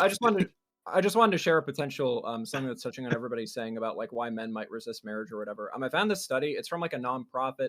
I haven't looked at the methodology yet. I don't know if it's perfect. It's from 2014 from the Institute for Family Studies, and it's called "Why Men Resist Marriage, Even Though They Benefit the Most from It." Because they went through a bunch of surveys and shit, and they controlled for a lot of different factors. And men are more well off, like economically, and they're more likely to like find long-lasting good careers and shit when they're married and shit. So So long it as seems there's like no all divorce. so it seems like all the economic fronts of it are like controlled for, and they do really well. But men on average still resist marriage more than women, and the study found that most of it just comes to like just the idea of like committing to somebody is like they're more resistant to do that over time. So I just thought it was interesting that like even though you control for all the economic factors, it's still the case that they resist more, which I think Fabian said this. Maybe I misheard him, that like maybe it is just like this like sort of very, very simple like cultural issue of being just like social shit and not economic shit potentially. So I'll link said it. it's a I mean, factor. I don't know how He was reliable saying the methodology exact is and stuff, opposite. but- He was saying No, I'm the- saying the- I'm saying the economic opposite, but I'm saying it's a rate there. factor. And what I'm being told by most of the people on this panel is that the state's involvement in no fault divorce, despite it massively increasing divorces, and the state's involvement in child support has zero effect on whether or not men choose to get married, and that is an absurd fucking thing to say. I think And to the a point only thing where I child just have to support dip out. has effect on is This whether or not I put a dumb as fuck. condom on. Holy shit, bro. Like, I Like- can put a condom on. If I want to get married, like, I'm not thinking, like, what is the government going to enforce upon me? I'm thinking about, This bro, is can I? this I'm is like thinking about this the is like social middle school children implications. talking at this point. So Like, we I'm out. start, Like, this you is know, in just my fucking stupid. conversation, You I before, don't literally think just said about it how because, like, you taxation guys is might theft be black and and we're how the the middle founding schoolers. fathers win at this. Then I obviously. I think hold on, but I think Scott's Wait, right. why I did think we you guys- bring up the founding fathers? think you Wick? guys What are are- we doing? Prime, guys you know been the totally phrase that can dishonest. save Son us of from this. Fabian. You know Oh the my phrase that God. can save us, Prime. You piece of shit. You fucking piece. Yeah, of shit. let I think us you guys out, being let totally us out, dishonest please. about the things people End consider it. when they're getting to a Three marriage. It's simple not just words. social. There's Okay, absolutely all right, other responses. all right. To my audience, I'll continue on to the open walk-on panel. Right after this, we're not done. Okay, we're gonna end this particular panel, and it's probably for the best. And then start hopefully another toxic one, because I want to actually talk about what's been going on in Twitch chat. Okay, like that subject. Wait, has what's been going on in chat. Twitch chat? What's going on on Twitch Twitch chat? chat? Let me know so I can, like, gauge my interest. Well, there's this guy. Okay, I'll tell you really quick. There's this guy called Des the Novice. I don't know how to say your fucking name. I'm not gonna try to say it. Who married a very high mileage woman, probably a prostitute before he married her, and now he's upset at me because I said that most men will not want to marry a high mileage woman, and high value men specifically Yeah, y'all would can have that never bullshit. settle down with a high mileage woman. Absolutely, I'm totally right on this. Y'all can have that bullshit, bro. Like, that just sounds stupid. I really want to engage. The in only this. time, listen. That's a listen. well-supported argument. That The shit only just time, sounds the only stupid. time I Where ever is hear your about, empirical evidence that his woman might Yo- be a prostitute? Yo, Lewis, I what are you didn't see gonna the say? study. The only- He just seems like the type only, of dude that marry a prostitute to give him a discount. I don't know. the Dude, only fucking time I hear McAfee. about. McAfee married a prostitute. She treated. Exactly. He also exactly. shit in But also he prostitute's was mouth crazy. in his hammock. He I took mean, the, you know- he put a hole in the hammock, and then he I put mean, he put himself. some people are into Just- scat. You know, like are we kink All shaming here, right. Joe Lewis? Yeah, There's a so- lot of And Yeah, Boj, absolutely. okay, real quick. So Boj is pissed off me because I said high mileage vagina feels different. Boj, it does. You're a woman, you wouldn't understand. I'm a dude. I've been with low and high mileage Fine. chicks. It does feel different. Okay, I'm Our sorry to tell you. Okay, and they them pussy hit different. What are we doing? Like all pussy hits different. It's great. Pussy No, is great. high Why mileage, is this such a- high mileage is not great. It's terrible. Pussy is it's always pussy. terrible. Pussy No, is great. bruh. Some people. When women some get high people mileage, like- they have like the thousand cuts hair. Nobody likes it. I'll It's fucking end this terrible. right now. I'll end this right now. All ussies are great. You can have the high Not true. mileage pussy. You can High have the mileage. This is pussy, beta shit. You can have This the is low beta shit. mileage. You can It's have It's the not all great. trade-in, A lot of you it can is have bad. the Ford Tesla, the electric. F-150s. All A lot of it is pussies ugly are and it great. smells and Are we- it's bad. It's not Are all we doing great. outros Are we trying to now? act like- Are we trying to Yeah, act wait, like let me dicks do are it. like the I fucking can't like the fuck fucking with it. statue of My dick David? is pristine. Can I we don't do know. outros? Save me. Yeah. We get. Yeah, Please let us do Our outros. audience. to our we gotta audience. get out of here. We gotta get out of here because we're over Yes. time. We gotta respect people's times. So thank you. And we're gonna discuss this. So stick around if you want to have this conversation. We're gonna have a fight. I'm gonna yell at Doobie, right? And like literally everyone else is going to too. It's gonna be fun. So stick around for that. I'm gonna give an outro to the major people. Remember the content continues. Oh, also, if you've been enjoying this content or if it's been enraging you, one or the other, hit that follow button. Hit that follow button. Make sure notifications are on so you know I'm going live. Let's make sure it's social and chat. For our social media, we got your Twitters where we tweet, Discord where we do everything, including the walk on panel, which we'll be having right after this, and YouTube. If you missed anything, check out the VOD, which you'll find on YouTube. Like, comment, subscribe, and consider becoming a YouTube member. Hitting that join button, supporting us that way. Thank you. I'm really good at that now. All right, let's go to Top Dolphin. Top Dolphin. Make sure. I just want to say, in echoing of the words of the great Wizard of Weed, that all pussy is great, and I love all pussy. All pussy, you high mileage, low mileage, you get it all. This is how you know you're not like a giga chat. Like me, okay, if you're Bro, I like fuck so everything. desperate for, If you're Exactly, afraid of pussy, exactly. you're sad. that's how you know Oh, you're boy. so desperate for cooch that you'd fuck anyone that comes near you. Okay, that's I how never said I was desperate, Save I it for just the said open I do. panel. Save it for the open panel. Anyways, my closing statement, I guess. My name's Top Dolphin or Adam. You can find me at twitch.tv/TopDolphin or twitter.com/TopDolphin_. This is a pretty great panel. I had a lot of fun. I think this is the first panel ever that I've been on with Eucharist that he wasn't like sounding like a complete idiot. So I like What the fuck? Dude, the last panel we were on, you were like, oh, but my housing costs if we build an apartment. Oh, get out of here. Come on. was I? Maybe I don't remember, but I'm pretty sure this is the first time I remember being like, Eucharist sounds like pretty based for the most part. So I appreciate it, you know. But overall, yeah, it was really great. Love talking to you guys, and you know where to find me. Here. Also, pussy is great. Pussy's great. We should all end like that, like like a prayer, right? Like amen. Pussy's great. Yes. Let's boy, I'm gonna get canceled today. Eucharist. I'm gonna toss the Eucharist right now. Eucharist, you were viciously attacked. Eucharist, you are always a genius. Like even when I am diametrically opposed to you, I think you're a genius, Eucharist. So I love you. You're great. Oh, is this my outro? Yeah.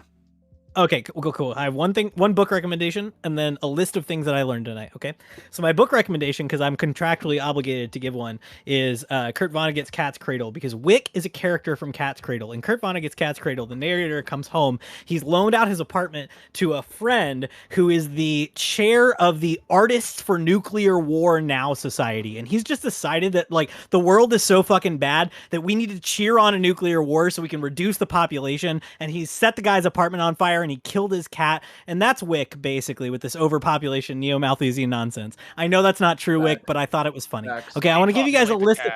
I want to give you guys a list of things that I've learned tonight. First, The Little Mermaid is sacrosanct, and we should not recast Doobie's ginger European fish lady fetish, or else 1 million moms will come at us for being indecent, okay? We got to be careful about this. Second, it is a good thing that I knocked my wife up at 24, because odds are, if we did it afterwards, our baby would be problematic. Okay. Third, I have microplastics in my sperm. 4, I'm a Chad. This is news to me. I'm going to text my wife right after this and say, honey, the internet told me I was a Chad. 5th, my kid apparently can't be mine because I've never had sex because I am homeschooled, or I was homeschooled, excuse me. And 6th, on that topic, Prime still needs to set up a whole panel on homeschooling. We should really do that sometime. Oh, so God, that's right. We're gonna fight on that. That's my wrap up. You guys are great. You're all wrong, but it's okay. Layman was great. Layman's based. We should do that like next week or something. That actually might be fun. Like next week we should do that. Okay. All right. Like you guys, if you don't hear anything from me, like you need to like yell at me, tell me to do that, because we should actually make that happen. I can yell at people. I'm curious if Scott would be interested in that. Any panel a panel on homeschooling. Yeah, in fact, you were talking about that, right? Are you pro homeschooling, Scott? Scott, like actually, or just like I'm pro freedom, right? So I think stealing money for publicly funded schools that have proven to be trash over and over and over again is something we shouldn't continue to do, and instead we should give that money back to people instead of stealing it, so that we can have better private schools, homeschooling. I have homeschooling like round robin things like the Mormons do, where there's homeschooling collectives and et cetera, et cetera. Okay. All right. Well, good to know. Oh, then you can take this as your outro. Scott, thanks for coming through. Right, my blood pressure was low and balanced, but you fixed that, and I do appreciate you. Like you're always the fix for my health. Thanks so much. Yeah. So in closing for tonight, I think race swapping is obviously something that it's kind of like Supreme Court said with pornography, right? Like it when you see it. When you see a character that is traditionally or in the lore or historically one race, and it's switched almost always from to a black person for some reason, and then they start bragging about it and it becomes part of the film's production, you're going to see a shit film that's probably Oscar bait or is in some way designed to have Karen white liberals on Twitter seal clap about how fucking great it is. And meanwhile, real stories aren't told. And it sucks for everybody because the media is trash and because we don't get good art anymore, because everything is becoming performative based around, an ideology that is this slave morality and this, this new woke ideology, and all of its instantiations have infected our culture to such a degree that we're incapable of being able to make good art at the same levels that we used to. In terms of the birth rates, and whether or not it's good to have children in 30, freedom is always good. Do whatever it is that you want to do. But if you want fucking advice about what you should do, as a woman, you know, you probably shouldn't wait that fucking long.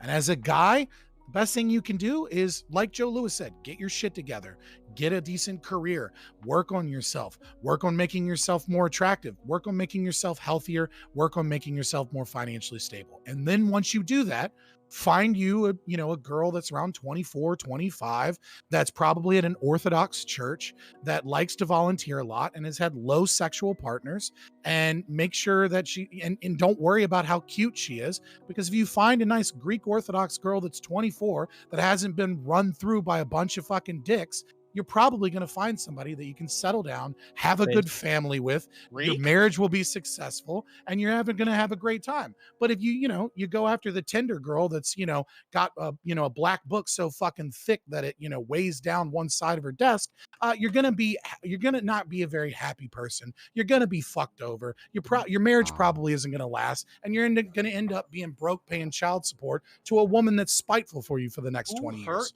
So, my name's Scott from Fabian Liberty. We do anarcho-capitalist types of news. We occasionally do philosophy reading nights. Late at night, we play a little bit of games or watch some funny things to react to. I am Scott from the Duo Stream. Come check us out whenever you want to hear base takes. Yeah, so like So sorry, all right. Scott. Who hurt Yeah, you? I know. Like thanks Scott for unleashing your PTSD clearly on Everything the is I'm just trying to help young guys based off of facts. I'm sure this is not bringing back intense flashbacks. But okay, thank you. No, we'll I'm good. go to our. You can patronize me, but those are just I don't best worry, thing I will. young men can do. I absolutely will. But Wick, thank you for being around. For being a better person. Even though you do actually want to like curtail all births, right? Like by force, by the state. Wick, thanks so much for being around. Maybe we'll have less panelists, and that'll be a good thing overall. Maybe that'll be a good thing. When we talk like with Wick, okay. As to Euchre's point, where I'm a character in a book, well, when they make the movie adaptation of that book, they better hire me to play it. Otherwise, it's race baiting, ethnicity baiting, or Wick baiting. And these are things that I do not condone. Overall, I enjoyed the first discussion much more than the second. The second was interesting at first, but it devolved. I don't know why we always make these arguments of biology and things like that when the problem largely is a societal one, and we need to tackle it from that direction, whatever you think the problem happens to be and whatever solution you want to see. That said, if you like my takes or you hate my takes, you can find me at twitch.tv/deathofcertainty, where we realize no matter how right we think we are, there's always the possibility that maybe, just maybe, we might be wrong. Come check me out, give me a follow. You can find me a lot on Prime's panels too, so you can give him a sub and follow if you'd like as well. Yeah, that's me. Tomorrow, I think it's my open call-in show, but I might have a panel instead. I'm not sure. I have to check with someone. But yeah, come check me out. Thanks. Absolutely, looks great. One of our best people. Always appreciate having him around. Dude, check him out. Check out his whole content. Next we have Layman. Again, we're very thankful for them coming through and being part of all this after so long, right? Less grateful that he hasn't renounced his citizenship, but whatever. We're working on it. Layman, please. Open seas. Yeah, so I'm Layman. I had fun, and I hope to keep doing more. And yeah, if you look in the chat, in the Twitch chat, you will find the links to all of my my YouTube channel. I talk about like political shit. Sometimes I upload panels I do. Sometimes I host my own panels.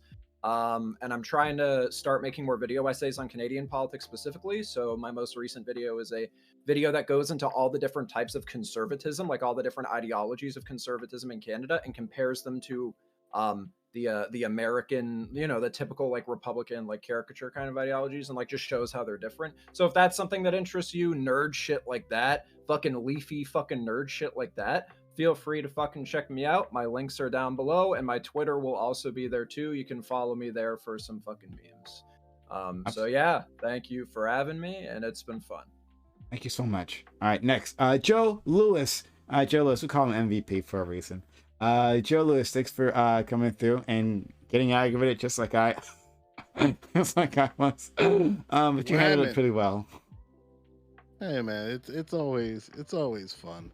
All of this is a fucking act for all of us. We're all just LARPing on some level, but there's some sincerity there, and that's okay. You get the heart from some people from time to time. And, you know, and it's good that we're able to just fight and argue and stuff. And I didn't fight with Top Dolphin all night. I guess I gotta save that till Thursday. Yeah. So I mean, like Eucharist talked about what he learned.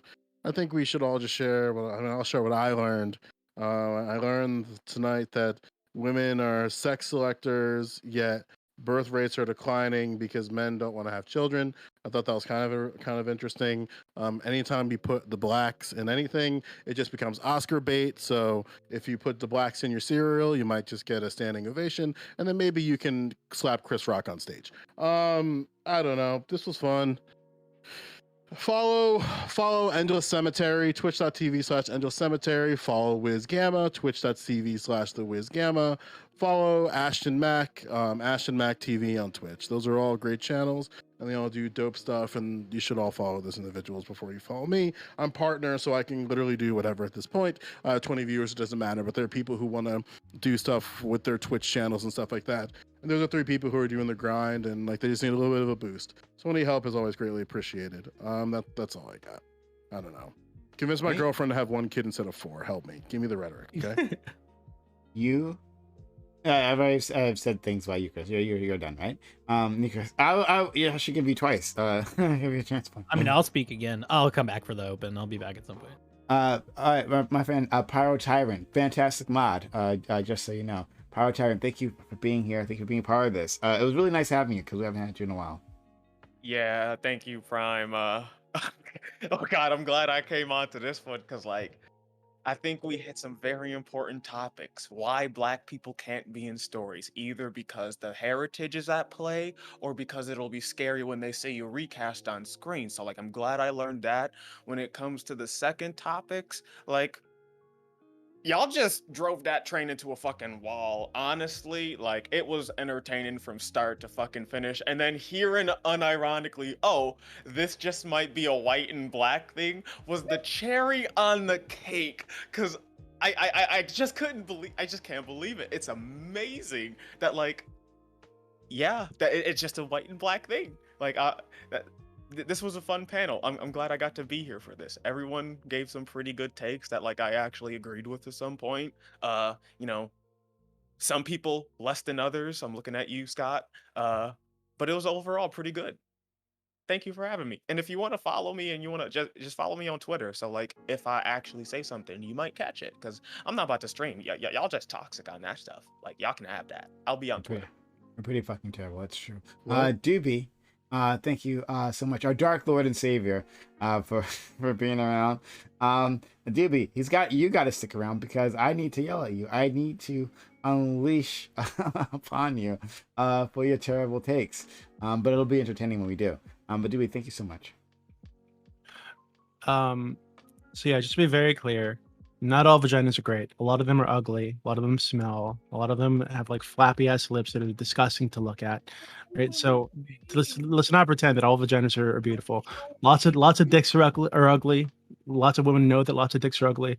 This exists with women too, right? So that's fine. Women with ugly vaginas, men with ugly dicks, they can live with each other. That's totally okay. Right. That being said, I'm Doobie. I help run the politics server in Discord, discord.gg/politics, and we do lots of crazy shit. Exclamation for Doobie in chat for more of this. Oh boy. But also he's got a fantastic server. It's huge. Okay. All right, look, this has been a whole fucking thing. Anyway, but we are continuing on to Open Walk on Panel. Anyone here can join us, and I encourage you to do so. But if not, that's okay. Thanks for spending your time, your energy, your knowledge, and your passion for my community. I know they appreciate it just as much as I do. Have a good one. Bye. Bless all pussies. Bye, guys.